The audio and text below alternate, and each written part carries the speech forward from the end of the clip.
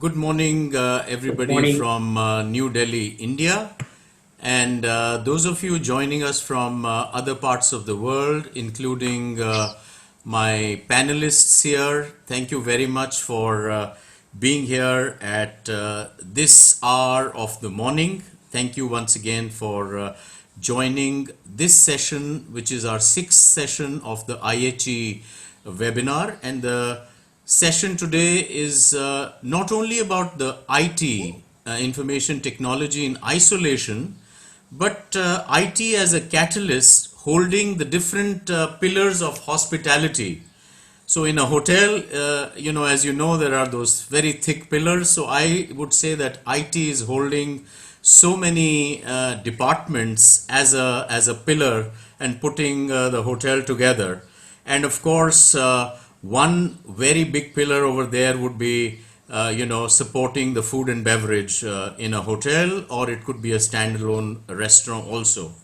So today we will not only talk about the impact of COVID 19, but we are actually going to talk what happens when this lockdown finishes. And let me tell you, viewers, that I'm afraid that COVID in the long run is here to stay for hopefully for only a couple of months, not touching the year figure. I hope so. But the technology trends and how IT will come to the rescue of the troubled hospitality and food and beverage industry, provided all of us are prepared for it. So I'm going to bring in the experts a little later. Before that, I would request Mr. Rakesh Kumar, the chairman of EPCH, to please come in and say a few words to our viewers. Thank you very much, Anilji. Good morning, all the panelists and the participants, friends of IHE 2020 and members of the audience from the different cities in India and countries around the world. By now, over 500 participants have already been connected, and every second uh, participants are adding because we have about 1,200 registration for this particular webinar. A very great interest people have shown for this subject. After 5 successful webinars behind us, I joined my colleagues at the India International Hospitality Expo. Extend a warm welcome to all of you to the Technology Forum.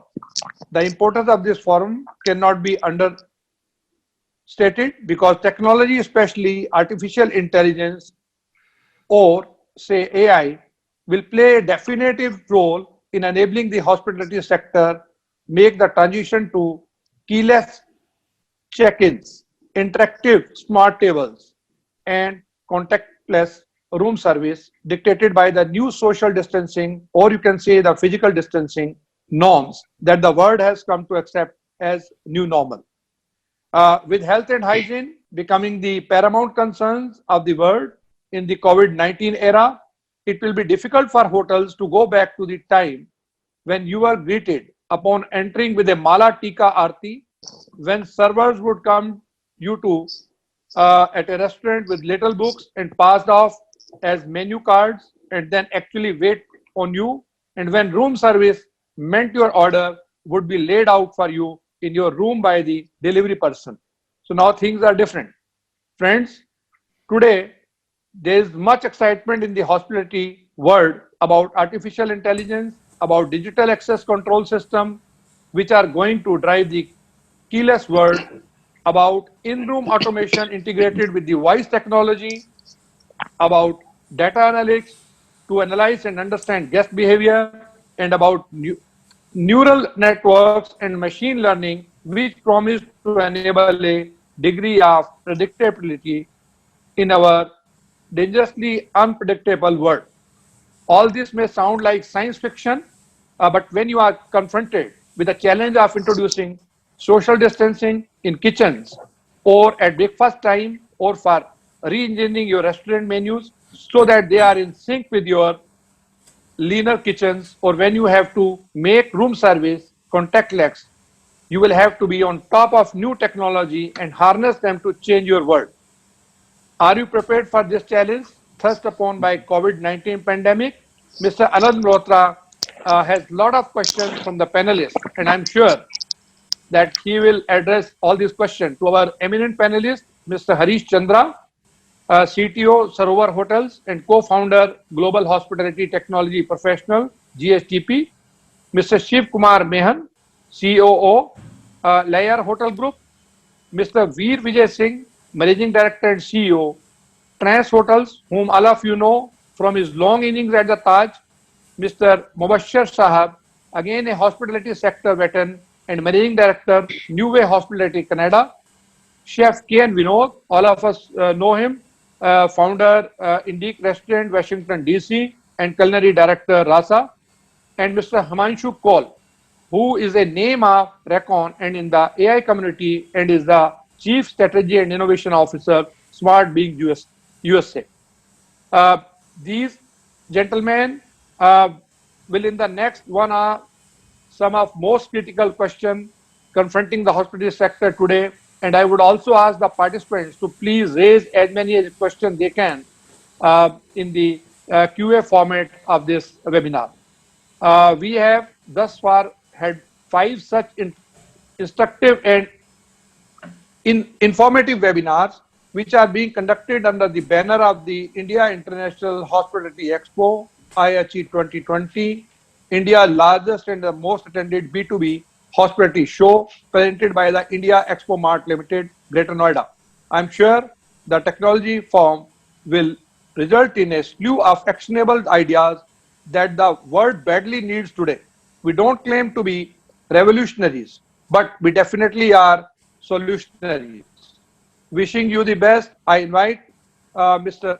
Malhotra to take over what promises to be a session that will give you a peek into the immediate future and prepare you for the bumps ahead. Thank you very much, Mr. Malhotra. Please take the presentation forward. Thank you. Thank you, Rakesh ji. You have really done the formal part, of my introductions that I was supposed to do. You have done on a very formal basis, so I think I'll go a little informal now, and let me start with the introductions just in a little my way. Veer Vijay Singh, I'm inviting him from his Trans International Hotels. After 40 years with the Taj, he has started his own management company, and of course, he has been my senior colleague at the Taj. So I call him Viru. Welcome to the webinar. Thank you, Anil. Thank you so much. We go to Mr. Mubashir Shahab, and he is well known in the international circuit as Mo. So, Rakeshji, as I was saying, a little informal introductions from my side. So, Mo comes here with a very impressive background where he was heading as Vice President Procurement with Accor Hotels. And before that, before Accor Hotels actually acquired the Fairmont Swiss Hotel and Raffle Hotels and Resorts, he was purchased. Mo is today the Managing Director of New Way Hospitality, and he's still awake for all of us all the way from Canada. Mo, welcome once again. We go to Chef K. N. Vinod. Chef Vinod, I think most of us know in India, he is a feather in the cap as far as a chef from India in the US is concerned. Chef has got both a specialty restaurant, also a catering business under Indique brand name in DC, and he's got a Bombay Bistro in Rockville. We welcome you, Chef, and thanks for waking up at 2 a.m., I guess, to be with us from the United States of America. Thank you, Chef. Next, we have, of course, Mr. Harish Chandra. He's the CTO at Sarovar Hotels. And as Rakesh ji also informed that he is the founder of GHTP. Well, friends, I would like to tell you that he's one person who's always on the a LAN and a WAN, whether it's a local area network or a wider area network, you will find Harish always hooked on to many wavelengths. He actually does profess a lot of very in-deep thinking groups on WhatsApp. He interacts with a lot of hoteliers, so he's a well-known person there. Harish, welcome once again. We have also Mr. Shiv Kumar Mehan. He's the CEO of Leisure Hotels. He's one person who manages right from an experiential property to B&Bs and hostels. Now, under Shiv's portfolio, which is very diverse, with properties in Corbett, which I think Viru, I think it's Taj is running that now, and he's got a very interesting concept in near Haridwar, which he says, which he'll explain to us, and the experience of service to customers across these different categories of hotels that he has. Last but not the least, I've got Himanshu Kaul here. He's the CTO and the Innovation Officer at Smart Beings. This is a Silicon Valley startup, and I'm afraid I don't have any nickname for Himanshu, so we'll just call him Himanshu. So, but let me tell you guys here that in the past, Himanshu has got some very interesting stints that he has done with SAP, Oracle, and even our own L&T. And also it includes, a brief teaching and assignment at Berkeley. So that's the kind of background Himanshu comes here with. So I would also like our viewers to put their questions on in writing so that we can take it up maybe at the end of the webinar when my all the speakers have finished answering most of the questions that I have to ask them. Let's get into the question answer session right away, and I would like to start with Mr. Veer Singh.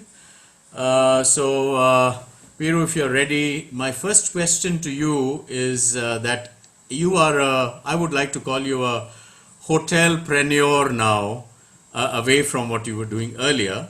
And please tell us, Mr. Veer Singh, that how are you integrating technology across all major functions in your hotel? You might not be owning the hotel, but you're franchising them. Some of the hotels you also own, but how would you integrate technology across the major functions in your hotel? Thank you so much, Anil. I first want to congratulate you, Mr. Rakesh Kumar, for the wonderful webinar that you're arranging, and to see such a nice august gathering of panelists. I have, as you as you have said, I've worn two hats. I used to be with the Taj for 40 years, and I retired as the Chief Operating Officer for the Vivanta by Taj. So some of my experiences I will also share about the Vivanta by Taj, because we had 42 hotels in 7 or 8 different countries. And a lot of them were new opening hotels, so a lot of technology was used there. And some of my experiences, as you said, I'm now a hotelpreneur. Yes, I have not got into management company, being a CEO and MD of the Trans Hotels. So I will share a combination of experiences. But before I start that, I want to just say that I know I have also been doing a presentation on the trends in hotel industry. And I've been doing this to various catering colleges. I've done it to Administrative Staff College of India, where we had the tourism secretaries and tourism professionals there. So I was very happy to see that when I went through that presentation, a lot of that comes from there, which I will be sharing. I think what really is happening is that basically we've been talking about 3 things in various debates. First is, of course, effect of COVID-19, the lockdown, and especially in our industry. Second is plan for reopening, and when do we open and how do we open. And third is going forward, what is the new normal way. And I think you have very specifically asked a very relevant question about technology, how we will integrate technology into this in our hotels. Before I start, I want to say that let us not all think that this is a terrible time. And I really want to tell you that there have been times like the Taj Mahal Hotel Mumbai, unfortunately on 26/11, saw something that nobody ever dreams of having, going through it. They went through a most difficult time, but they used that time of 1 year when they were closed to see that how they could really improve their services, they could improve their product, they could improve their technology. And I think that's also an opportunity for all of us to see that during this period, how do we plan and improve whatever we can in terms of all these three, four things: services, technology, safety, and so on. Second thing is, I remember when I was in Taj Krishna, we took over a hotel from the Oberois, Krishna Oberoi, and we had to really, in those 9 to 11 months, make that hotel come up again. So we had to re-engineer, we had to rediscover, and of course, renovate. So this is an opportunity for us to do all these three things. And as I start on the main topic which you've asked me, uh, in the integrated technology in hotels, I personally feel, let's start from the beginning. Most of our reservations now are going through online travel agents. So OTAs, of course, plays a very important role. And you should try and see that how you can really send as many pictures, as much information to the OTA so that you can get attracted by various customers. Today, you can put virtual tours of your rooms and your services. So that's a very important part which you can always do in your reservation network systems. The cars that go to pick up the customers, you may have to tie with Uber and Ola to see that they are properly sanitized. If not, customers may prefer getting cars from the hotel, but to ensure that they are properly sanitized and the driver is sanitized, and there's a kind of a certificate that is displayed, so the customer, when he enters the car, he gets a good feeling. I was very happy to see one of our scooter walas in the North India has designed a scooter with 4 cabins. So if you can really sit, you can sit 4 different people, not and maintain the social distance. The second thing, of course, is the mobile check-ins. After you have got your reservation, you've landed, you can get yourself the mobile check-ins done. This has become very popular with Hiltons, Marriotts are trying to do it. It's going to be a technology which is going to be really very useful. So having mobile check-ins done, you can see the kind of room you want to stay, the type of room you want to stay, the type of floors, which floors you want to be in, check in properly, get your room number, or you could go to the hotel and have a check-in kiosk, which will help you or assist you in the same manner to check into your hotel without going to the reception and getting your key either on your mobile, on it itself, or a RFID key or a digital key, which can be taken out from the check-in kiosk and move straight to the room. I saw in the Ginger hotels, which are normally more for 2 and 3-star hotels, they even have nice luggage trolleys, properly sanitized and kept at the entry point. If you do not wish to take a bellboy, you can just help yourself, take a luggage trolley and go up. So these are some of the Apple Wallet has come in now. The Muse has started an Apple Wallet by which you can even make your payments. So these are some of the things that will happen. The hotel apps, every hotel will have an app. You can download it on your phone and you will be able to get all your services of room service, housekeeping, restaurant, information on your mobile phone itself. You don't even have to take an iPad or any other device from the hotel. There has to be as less paper possible because this has to be avoided. A lot of rise in the social media has to be done. Earlier, we used to have things like you had telexes and fax and you had to do advertisements and so on. Today, you can do a lot of those advertisements through social media, and that's going to play a very important role. In the room, you will have a voice assistant. And I think that already has been talked about. The Google, the Amazon, Alexa, Apple, the Siri has already come in. And you can do your room service, your housekeeping services, your music, your opening of the curtains, drawing the curtains, everything can be done through voice assistants. We saw the Leela already having an iPad, and this was all possible that they could do all these things so well. So these are some of the things that will start.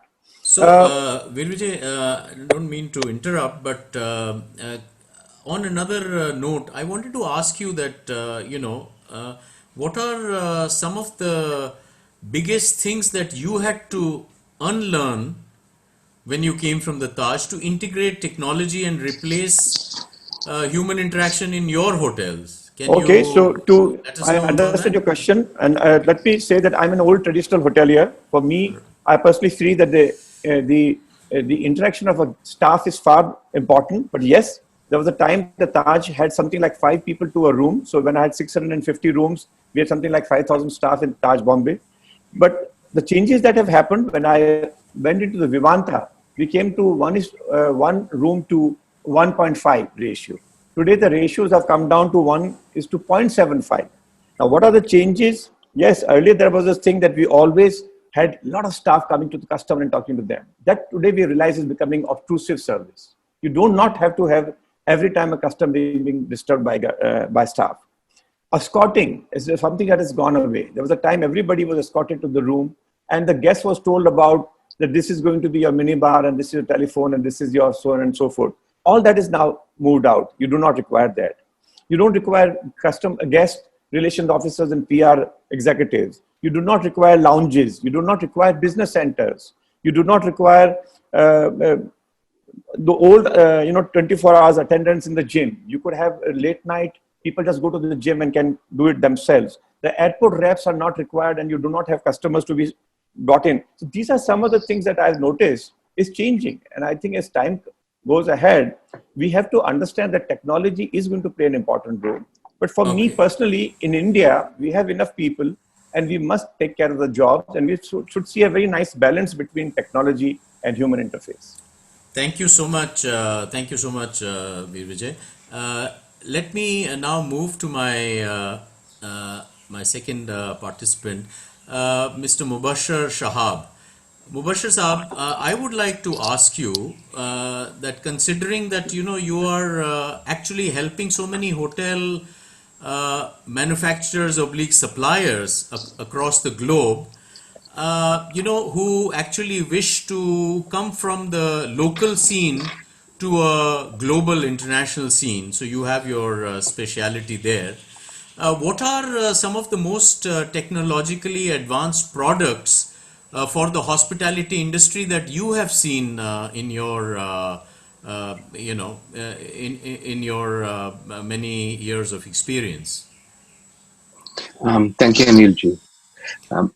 What I'd like to say is that there is two aspects to it. One aspect is from the hotel side, and obviously we're looking at different systems. And I was helping one of the very large company evaluating different types of systems. They're looking at it from the cloud-based platforms, so they have better analytics, so they can make better decisions. The more analytics they have, so we are not talking about the post-COVID area. We are talking about now and what they're going to do in the interim until we get over this hump, which can take, as you said earlier, it can take a long time. We are looking at more of these collaborative type of spend control tools. So we are helping them, bringing these different systems into the place to help the hotels to recover cost, going away from their the old procurement side. And I'm going to stick to the procurement side because we have all the other experts, and I don't want to sort of dive into their areas. The old time, the procurement was always about cost reductions and risk mitigations. That has changed, and there is a more and more emphasis on the artificial intelligence-based technology, which can help procurement make more sound and more long-term decisions. So that is the aspect for the hotel side. Now we're talking about the different supplier side. So when we're looking at it with the supplier side, there's a lot of there's a lot of recent supply chain shortages. There are more new border restrictions. There's a large scale layoffs, and there's a more emphasis on the local sourcing, either within the city, within the region, or within the country. So that is putting a lot of pressure. And in the supplier community, I was helping with more as a consultant.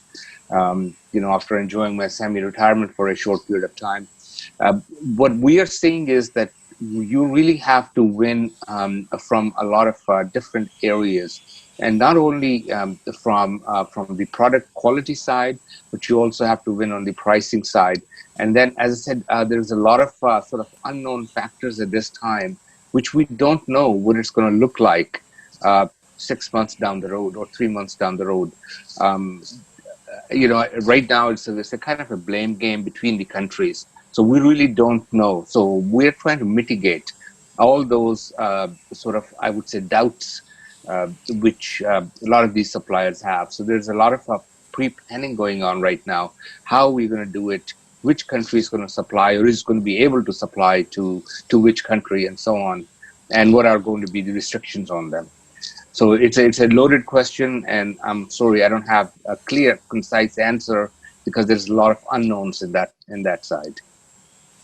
So, Mo, also tell us that how do you envision, technology driving the procurement in hotels? I mean, what in specifically, in hotels? I think, as I said, sort of I touched upon a little bit in the earlier conversation. There has to be a lot of emphasis on going away from the traditional side to the new sides. And that is a very, very important, that you have to have data, and then you have to make your sound decisions based on the data. And that is going to be a big challenge for everybody. And we have to have systems in place. There's a lot of cloud-based systems in place right now. A lot of these companies, they're working together, bringing more collaboration between these systems. And there has been a lot of companies purchasing other companies like Ariba and Fieldglass. They've been bought by, they are joined hands with SAP, and then Basware, the Burke Street, and Oracle Cloud Procurement, and so on. So the hotels will have to have a little bit more of these technology-based artificial intelligence to make the right decisions. And I think that is going to be a winning game for the hotels. Going into the new era, because there's going to be a lot of pressure on the procurement. When they're making decisions, they have to come up with a sound decisions. Okay, thank you, Mo, on that. And let me now move to Chef K. N. Vinod. Chef, welcome once again. My question to you was that what changes did you make at your restaurants when the COVID-19 conversations, or things that you started to hear about COVID-19 started happening across the United States? And how did your customers adapt to the changes that you made, pre-lockdown? Did you start making them pre-lockdown, or was it an afterthought after the lockdown that you started making your changes? Chef, can you hear me? Tushar, do we have Chef on the line? Sorry, I was muted. That's why. Okay. Did you hear my question? Yeah, I did. I did. Okay. First of all, I just want to thank you for the opportunity, and then the India International Hospitality Expo for the amazing job that you're doing. I was there last year, and I was really blown away by. And then, since we are talking about COVID, I'd just like to, with your permission, take a second to pay some respects to one of our colleagues whom we lost, who was a chef, a restaurateur, an ambassador of Indian cuisine, Floyd Cardoz. Yes, So in New York. in New York, yeah. So Yeah. it's a big loss to him, and this is to you. Cheers to you, for my friend Floyd. God Okay, now bless him. coming back to the questions about what we did in the restaurants. Basically, all of a sudden, it came all of a sudden to us. We were not expecting it, right? So the first thing we did was the, the usual stuff like washing hands and all the procedures, putting on gloves, putting on masks, and increased your sanitation process. Uh, and then we were relying more on delivery. So we ramped up all our um, delivery platforms, DoorDash and Postmates. Uh, then, uh, stopped laying the tables with the silverware on the tables, and so basically contactless. So customers were ordering stuff. Everything was via internet.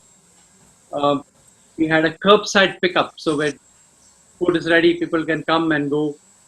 So it is a continuous. I mean, we were learning along the way. And for example, I'll give you an instance that we blocked off the restaurant, and then the customer would come. We would go and drop off the food. So they had the gloves on, the mask on, and we kept the doors open, so they're not even opening you're not touching the knob. So there was a guest who watched this. Somebody went and dropped the food, came back, and then when he had another guest, they said they wrote me a big email saying that that person did not change the gloves after going out of the building. Maybe the instructor. So small things like that. So training was very essential. We have to be transparent. We have to communicate with the guests. So we use social media and what we are doing. We put it on the website. Um, a lot of restaurants have put plexiglass so that they could contact the guests directly. So basically, sanitizers, no-touch sanitizers. In the US, we had this communal tables. It's all gone now. No more. You can't expect that to happen. People are talking about dividers at the bar counters, putting dividers. What do we have? In the bathrooms, in the restrooms, the urinals, dividers, Full plexiglass, dividers. Okay. full dividers, yeah. Then, on the other side, when you're getting your vegetables, that's on the back end, you're using all those, Ecolab provides those chemicals to wash the fruits and vegetables. You mean right from the receiving area onwards? Right. Then technology-wise, I think there's going to be a quantum leap in tracking and tracing, traceability, where the product has come from. So these are some of the things as far as, and every day we're changing things. We're learning along the way. Uh, Okay, Chef, there's one more question that I have for you. Can you tell us a little more about Kitchens of America and how is that working around the DC area? We've been reading about that. And how it can be adapted, maybe, also here, maybe in India, I would say, for my listeners. Very interesting. so there's an organization called the DC Central Kitchen. So that was started about 30 years ago. It was started by a bar manager, Robert Egger. He had a vision that there's a lot of extra food in hotels and restaurants. So he started going around collecting this food and he was distributing food. Then he noticed that the same people are coming again and again every day. So he said, this is not going to solve the hunger problem. So then basically he started this establishment called DC Central Kitchen, where they were taking people who did not have any job, basically people who are incarcerated, people who are on welfare, and then teaching them a trade. So as chefs, we would go there and train them. So there's a 18-week course, 14 weeks course, and then they're sent back to the industry. So that is how the DC Central Kitchen was born. And that is where Chef Jose Andre was involved with that. So he went on to open something called the World Central Kitchen.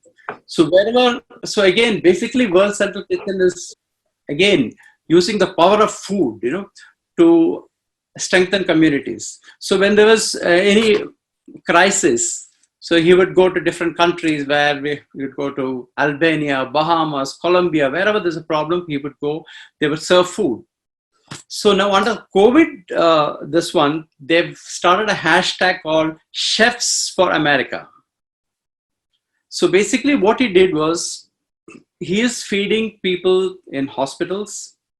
So the frontline healthcare providers, insecure families. But what he has done is, he has selected about 400, 500 restaurants all over the country, small independent restaurants, and told them, okay, we'll buy food from you. So you pack food for 500 people or 700 people a day, and So you're basically, the restaurateurs are happy, they're able to employ their people, and then he is also feeding the people, the needy. So this is a great thing. I was thinking that this something like on these lines, if can be you can work in India, instead of chefs for America, could be chefs for India or something like that. I think when Chef Sanjeev Kapoor was here last time, I took him to the DC Central Kitchen and gave him a tour of the kitchen, and he was very impressed. And Jose Andre invited him to his house, and they had a talk about this. So Yeah, I so know. I'm sure that this way the small restaurants also can get occupied. I mean, those people who are I mean, don't have anything to do, they can also do something, and they it can actually help each other. Quite correct. Yeah, I know. I understand that there are a lot of chefs in India who are doing this thing, but in a smaller scale. I Yes, they believe are. they're also doing something with the Taj Group, and in Delhi, Yes, a lot of chefs are doing that.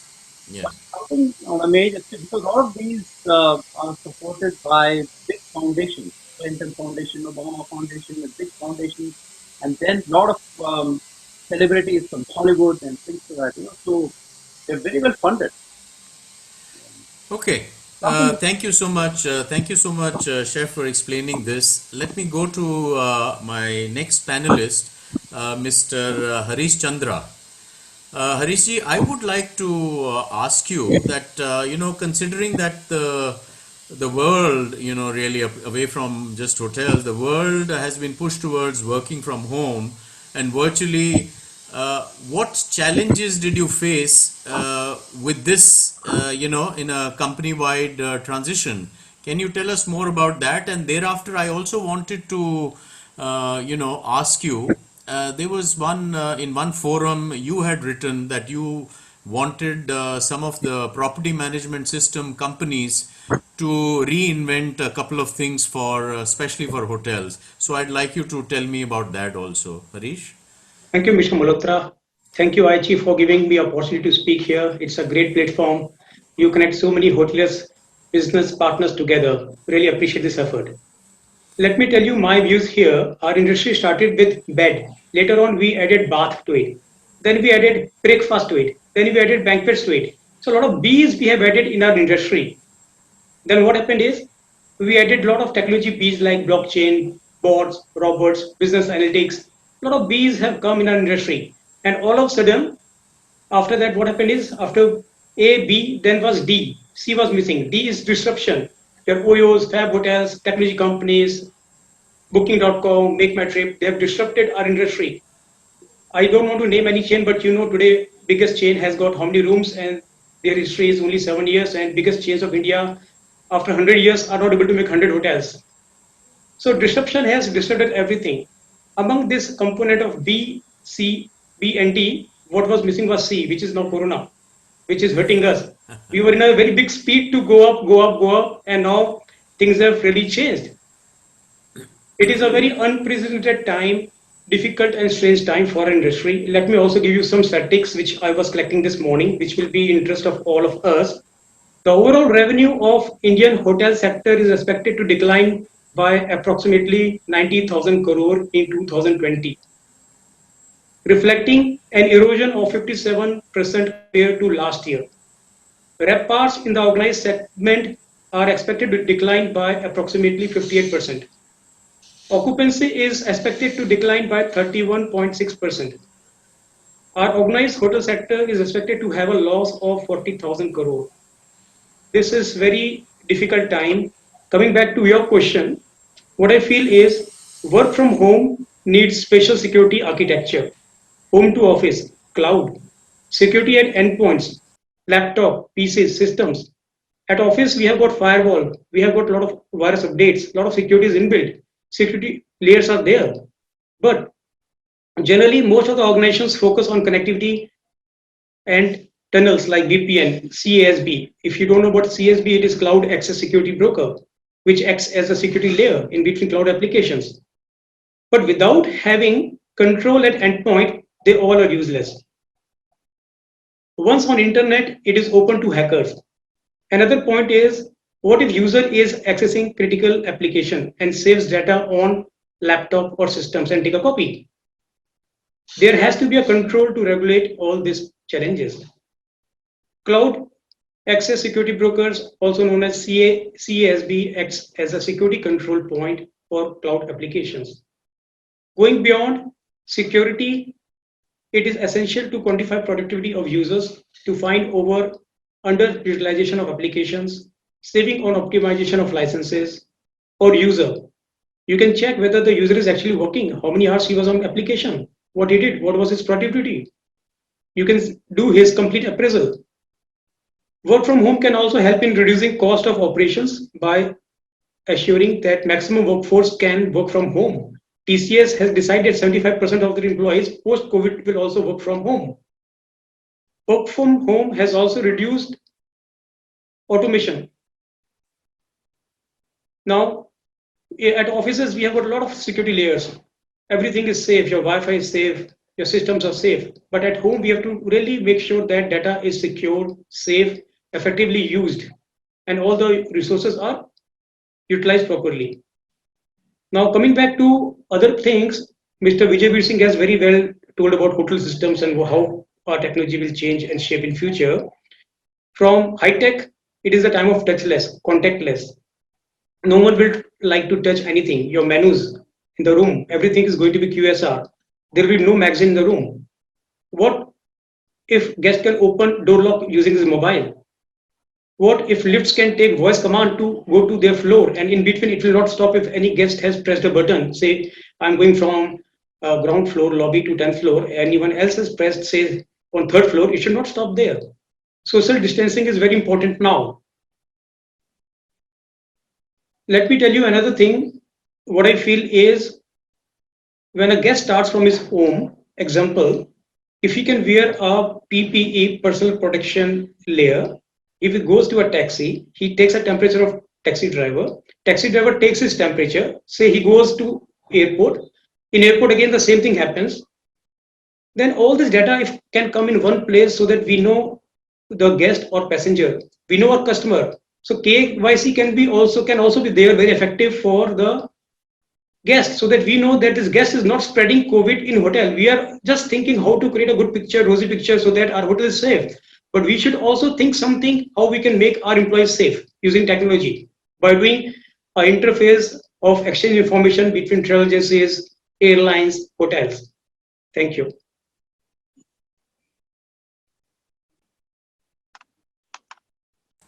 Did I miss on any point, Mr. Malhotra? No. I think you just said it all in a gist. Thank you very much. And I would like to move to Mr. Mehan now.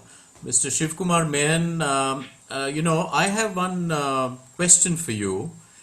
Considering the diversity of your portfolio, how will the safety norms in a camp or a boutique hotel differ from those in a bigger hotel, and how do you propose professing these even in your portfolio? Sometimes I know that you are working on a hybrid model at one city, whereas you might have a camp hotel at the other. Would you like to tell us something about that, please? Yeah, thank you, Anil. Welcome to all the participants. Thank you for having panelists like us share views and ideas with all of you.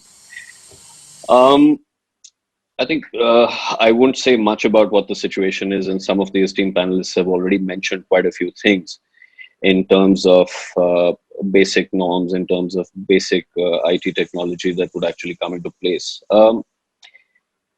I'd break it down into two parts. First, coming to camps and then coming to boutique hotels. Camps, to a large degree, even resorts, we actually feel these are in remoter locations, and largely in a lot of places remain unaffected, safer environments because there's lesser traffic and movement. Social distancing in camps and resorts and such is actually much easier vis-a-vis hotels in the cities or any other F&B sort of outlets. Our take on it is that for larger camps, we definitely see that your sanitized cabins would really work. These are cost effective. They actually do the job. of sanitizing a person from head to toe. Fogging of tents, scrubbing of all services is basic. Wherever possible, it should be done after every guest checkout. Um, Screening of guests and their right from the beginning. I would definitely say that everybody should try and use the Arogya Setu app as much as possible. It would always be helpful in any sort of hospitality or catering operation. Your private transportation is what is actually going to be used the maximum when you're getting across to camps and resorts, which in itself is a major by default safety measure. And you're not using too many airlines, or you're not using other public transport. Software enhancements. I think even for camps today, there are certain apps, mobile platforms. They allow you. They're not too costly for that matter. They allow you to do a lot of things and definitely take it on to a higher level of contactless service. You could be sitting in your tent.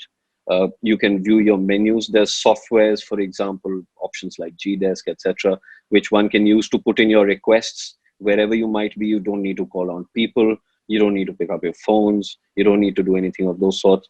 So services can easily be managed across.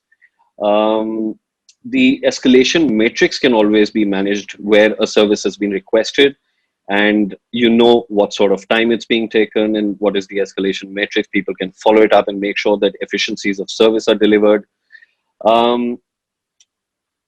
Going back to simple aspects like UV is another aspect which is going to come in, especially for non-edible and non-human surfaces. Whether it could be linen, it could be supplies, it could be basic items. UV makes a great disinfectant option for viruses. So handheld UV reflectors to scan baggages, and these are again inexpensive. Um, Staff management as well as is as important as the guest management in any of these camps. In our case, our entire team of people would actually be living at the camps. We are not propagating people moving in and out even for the next couple of months, and in a lot of cases, especially in our spiritual camps up towards Chardham, etc., it is a default system and always has been, which makes the entire ecosystem even more safer. Purchasing and sourcing is another aspect where I think the industry would definitely need to focus. When we look at, there has to be a grading system, there has to be a labeling system that needs to be introduced. We have FSSAI and we have FBA, etc., everything that was already there earlier. But I think through COVID and over the next, I would say at least the next 24 months or even 30 months for that matter, we would need to come in with a system, not just for the larger hotels, but even for the smaller hotels and resorts, whereby And sourcing do you channels. think, Shiv, do you think that going local would be more preferred now than really depending on, faraway places? I mean, within, let's say, more of vicinity sourcing rather than, going to the metros and things like that? Well, honestly, Anil, I think that would be relative to what you're actually procuring. You know, everything I would definitely say for perishables, for vegetables, for daily produce, everything. Um, Especially for a country like India, I think for us a certain level of organic is the norm, and for cities even today we depend upon the rural areas from outlying areas beyond the suburbs that actually cater to us, and I think that should continue for sure. For produce, yes, you will have to look at local, but yes, there are certain aspects. It could be anything from our guest amenities, it could be anything from our guest toiletries, etc. Of course, there one would have to go to other places. No hotel can get. You can only get coffee from the south. You can't get it from anywhere else. So those are Okay, not too many options. one more thing, Shiv. When we are talking about, let's say, um, uh, you know, uh, a mix of your hotel? Like, for example, if it were just a dorm hotel, Mhm. I mean, will the ownership, how will you do that mix of social distancing, considering the budget strain? There are budget restraints in Mhm. such hotels. So, I mean, you'll have to find a real mix. I think there you'll be actually on a tightrope there, and your bottom Um, lines would suffer. well, in all honesty, Anil, that's not how we've actually planned the model. You see, the model that you refer to is first the first unit in our portfolio, which is called the Hideaway Beds, and there are another couple of them lined up.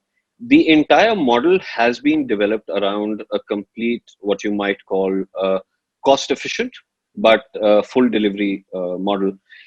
I would say it's a Gen Y model per se. So when you talk about the distancing across over there, this particular model is not a vertical building. It's not a composite model. We like our open spaces. It's the experience in for us in leisure hotels is very, very important, and you cannot have that experience in a cubicle sort of building. So yes, we have open spaces in the form of terraces. We have open courtyards that are attached. We have gravel spaces where people can sit.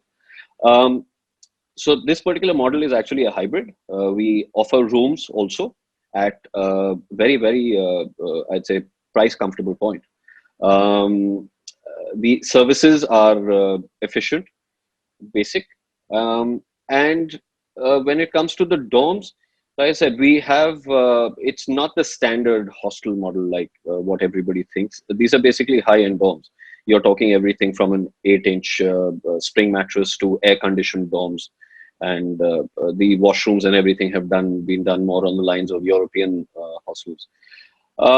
It is very easy for us to actually reduce one bunk bed, and we actually separate bunk beds when we are actually allotting them. We have enough of them to go by, so a daily occupancy of about 16 or 20 bunk beds is not a problem. The rest of the room inventory can automatically support the model. So that's coming back to this particular model. So cost efficiencies is not too much of a problem. There's multi-skilling. There is low cost of put out. Buffets are not elaborate, and going forward, we will not be doing buffets anyways. It would Okay. actually be a TDH. Okay. Um, so, Okay, I yeah. hope that you're able to cope up also in that model as you're saying you will. That's all the best to you, and thank you very much. Let me move to Himanshu Call now, and as Himanshu is has been dealing with artificial intelligence, Himanshu, I would like to ask you. Do tell us that in the artificial intelligence systems that you've now built for hospitality, how would you help the hotels to operate them smoothly once the hotels are planning to open again? So I think this would be the right time for the hotels to maybe adapt such kind of systems. Himanshu? Yeah, absolutely. Thank you, Anilji, for inviting here. But one of the important things that we have been trying to learn over this period of short time is that suddenly there's been a rise of demand for voice assistants everywhere globally, right? So everything that we talk, all the panelists talked about contactless. How do we make it more automated and all those? I think one of the big things about what we have been working on is how does voice can be used more effectively in the hospitality industry. If you see on the consumer side, voice assistance has after it's probably the next revolution in technology after smartphones. So consumers almost everywhere, at least wherever the voice assistants are there, they're very effectively using it. I think now what we have done is we have been working with hundreds of hotels across the world.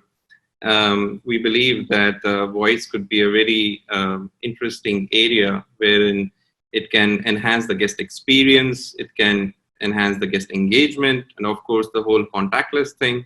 So we have been very aggressively working with most of the hoteliers to understand, how we can help them and kind of deploy these voice assistants. The other big thing that we do is we integrate with a bunch of different backend applications, whether it's from Opera to Interel to Honeywell, housekeeping applications like Hot Sauce and everything. When you're able to, when the guests are able to control all of these things using their voice, it's very effective and very efficient for the hotel management as well.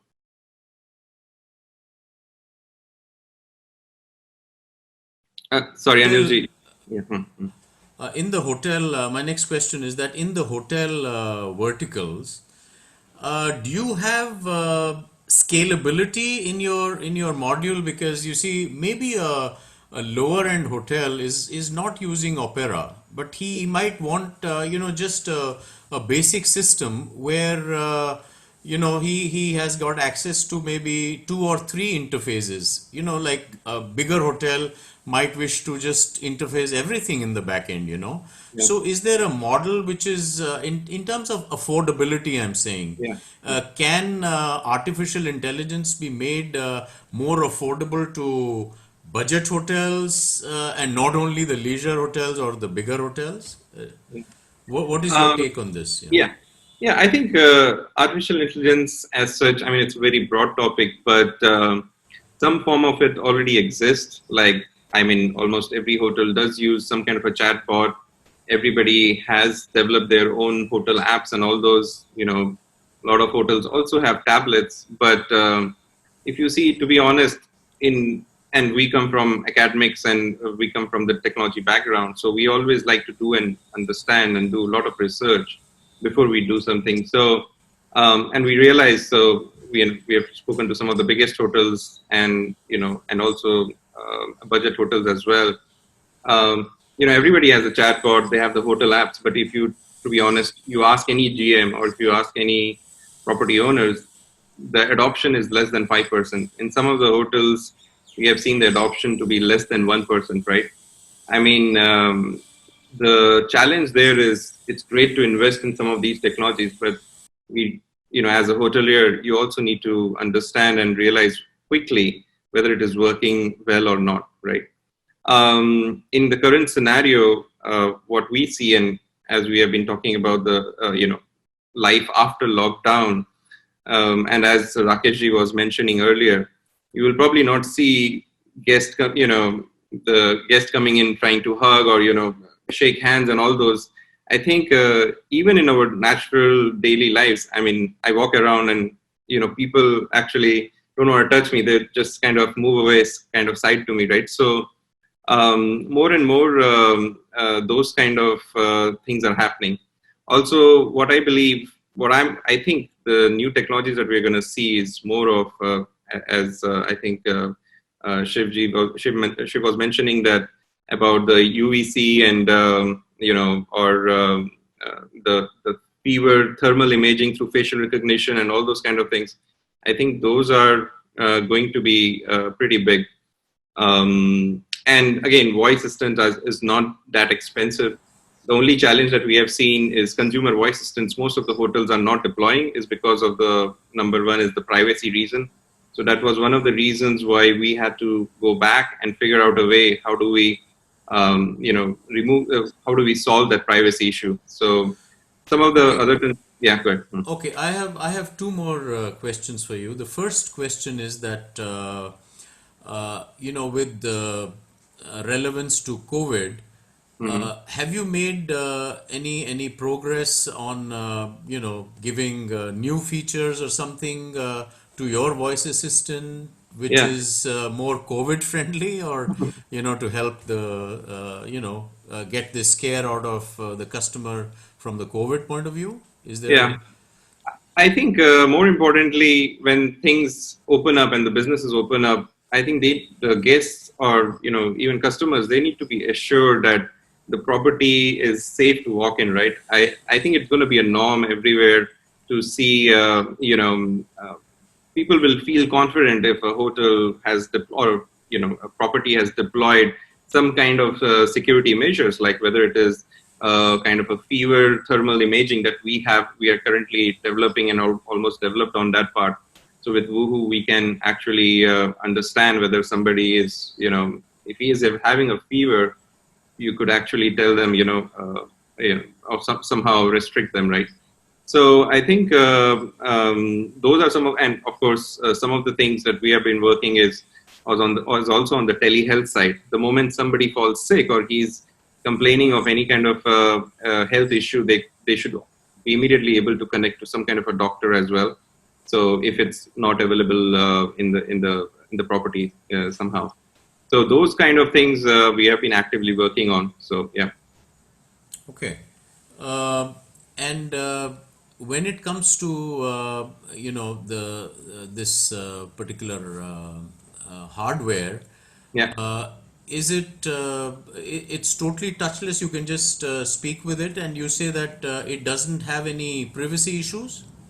Yeah, absolutely. I think the whole point of voice sense is that it's very natural, right? I mean, the world is moving and eventually will move from touch to voice based. I mean, it's not going to happen automatically, but it's going to take some time. But as we have seen, like in US especially, and I'm pretty sure in India also, people have stopped taking out cash. As Chef Vinod was saying, I mean, everything is happening over through touchless, like whether it is through Apple Pay or those kind of things. Similarly, voice allows that degree of, having that, I don't need to touch a tablet or I don't need to touch switches. I don't know whether they have been sanitized or not. I think voice is going to become a big play. And eventually even facial recognitions are going to be becoming a norm kind of a thing, So, yeah. Okay, thank you, Himanshu. And then I think I'm going to go back. Well, we had a lot of thoughts from most of our, from all our panelists here. Let me go back now, and as to wrap up this session, I would like to ask at the end each participant for a one or two line takeaway as a conclusion, if I may ask. Let me start with Veer Vijay. Would you like to sum it up in one or two lines what we've been discussing, putting together with all of us? Your thoughts on that, Vijay? Veer No, Vijay? Anil, I think it's a great to hear people from United States, people with hotel background, people with IT background. These are very important learnings. I just want to say a few things. And I was seeing some of the questions. Let's not be extremely scared about it. Yes, it's a difficult time, but all we are trying to do is assess it and see that we make steps and plans to see that we don't get into a fix. We will go through this. Once a vaccine comes out, people will get back to normal. But some of the things that people have been asking, the questions have been food and beverage related. So Yes. like banquets. I remember when I was in Sri Lanka, we had only sit downs. You had buffet with seatings. You didn't really, or you just had sit downs. They never understood a system of standing and having food, what we do in India. So maybe banquets will get into that. The restaurants will have spacing, will be much better. You will have more self-service kiosks. You will have handheld devices which will tell you if there is a bacteria. The room service, if you remember in Taj Palace when we were there, we used to have a very nice kind of, it came up in 86, that you could have your room service being served in every executive room by a small cutout. So you didn't have to interact with this room service boy. So if it is a shoe that has to be polished or laundry that has to be given or the room service tray that has to be coming in, you could get it from a cutout on the besides the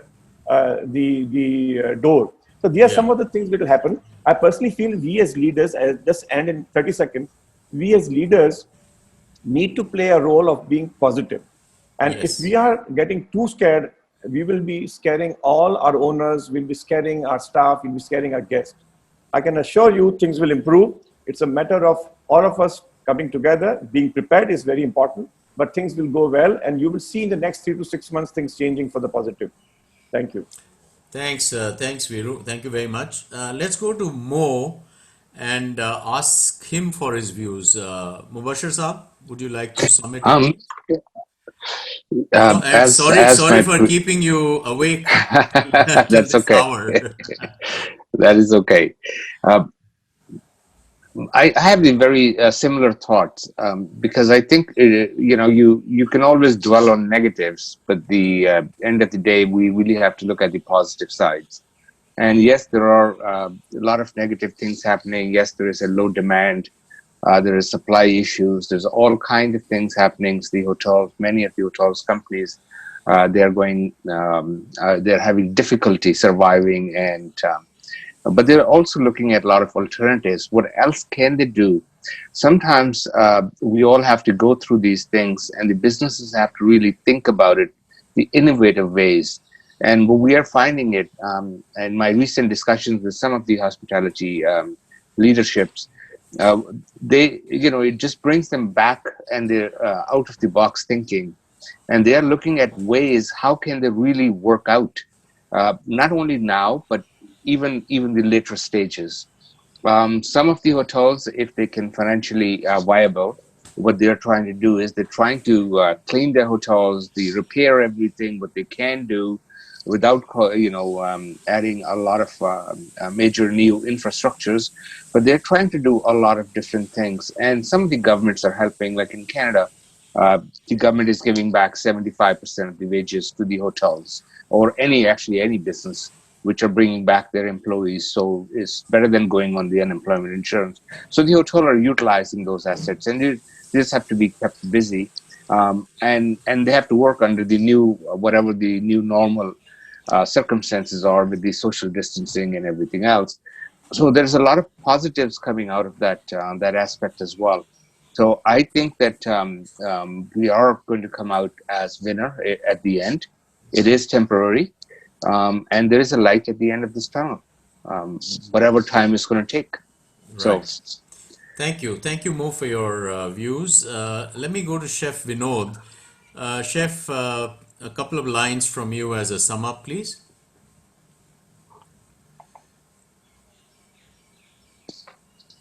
For sure, Sobs. Am I muted Yeah, or no? yeah, no, you're audible. Oh, okay. So, as I said, these are challenging times, but there are also opportunities. So, my takeaway to restaurateurs, hoteliers is going to be: it's not going to be that rosy soon until unless we find a vaccine and things like that. So, hold on to your cash. Control your costs. Um, Go and think of modernizing your equipments. Now, these are times where people are going for combi ovens and things like that, where you can save on labor, save on, and have smaller menus and things like that. And also, last but not the least, don't forget about Chefs for America, so Chefs for India. What I was telling about the World Central Kitchen and the DC Central Kitchen, they're beautiful models. Somebody should really seriously look into it. Thank you, Chef Vinod. Thank you for giving us your views. Let me go to Harish now. Harish ji, would you kindly let us know what is your take on this? Harish? I'm Harish, yeah. there now. Okay. What I'm saying is technology will play important role in winning customer heart. We need to do something so that we give a comfort zone to guests that he's safe in our hotel. If you're not able to win his heart using technology, we cannot get customers. Now, a lot of things we have covered, but I think what we have not covered is hotel revenue will go up. Now, guests will be scared to use Uber or Ola or any other third party. He will always prefer to use hotel cab or say a cab of rent a car or ITH. They are much more better, cleaner, whether he has to pay more. So hotels can make money using taxi, their own taxi. Consumption of water in hotels is going to be more now because guests will wash hands 10 times, 20 times. So we have to be careful to have more water. We missed our robots. Robots will do cleaning of guest rooms and public areas.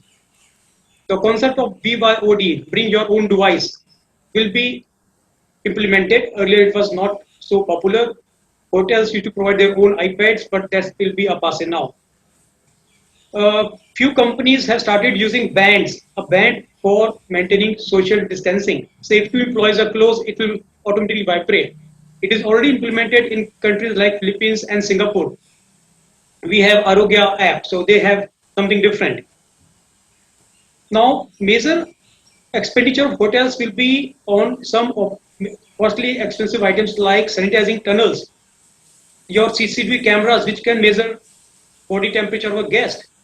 Those are coming in a range of 2 lakhs to 4 lakhs. Now, Yes. Indian government should do something to make sure that this is additional burden to hotels. They should remove duty on all those things so that our industry can survive and government can earn revenue through taxes. This is what I will say. Okay, thank you, Arish, on that. Let me go to Shiv now. Shiv, could you give us a synopsis on your thought stream, please? Thanks, Anil. I think like what earlier Mr. Veervijay Singh has mentioned and others have mentioned, I still feel that this problem, I think we've got a situation of over information. There's too much happening.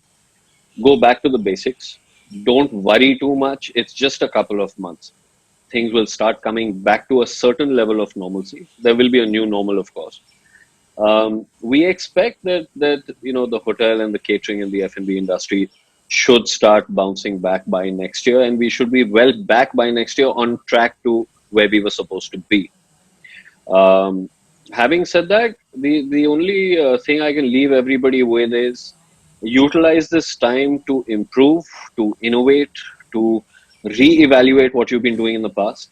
You need to unlearn a lot of things that we've been doing in the past. We've taken too many things for granted. So, come back to basic cost efficiencies of operation, extremely important cost efficiencies of manpower and payroll. Refocus on hygiene. It's not just COVID. I think the hotel and catering industry always had a certain level and a certain consciousness on hygiene. I think we need to reinforce that even better. And of course, add on to the entire range of chemicals that we were already using. So refocus on that, but I think it should be fine. We need to have a bit of patience. Let's not overthink it. It should be all right if your guests are comfortable and you can give them the assurance of safety. They'll all be fine, and so will you. Very good. Thank you. Let me go to Himanshu and just take his views, what he has to Yeah. say. Himanshu? Yeah, I think I guess all the panelists have said the same thing. So, and in fact, in the starting itself, Mr. Veer also mentioned gave the example of how Taj kind of through one of the most unfortunate incidents came back to life, and still popular. I think it's just a matter of time. Things will start opening up soon, and it will be back to business. I think from our side, we are what we always keep suggesting is technology is going to be more used, I would say, and it should be used more effectively and efficiently. Bring in more automation. I think somebody mentioned about the robots and all those. I think these are all going to be part of it. From our side, we think we have been focusing a lot on voice as such because that kind of is part of that's the next big thing happening out there. And I would also recommend some of the hotels who focus on consumer voice assistants probably may not be the right choice because of the data privacy things, but if cost is of concern, then maybe yeah. But I think we should all be looking forward to opening up businesses soon and things getting back to normal. Let's be hopeful. I think that's the whole spirit of mankind. Yep. Yes, absolutely. And thank you very much, Himanshu, for your words on that. And before I thank everybody, I think I would just like to sum it up in a few words also.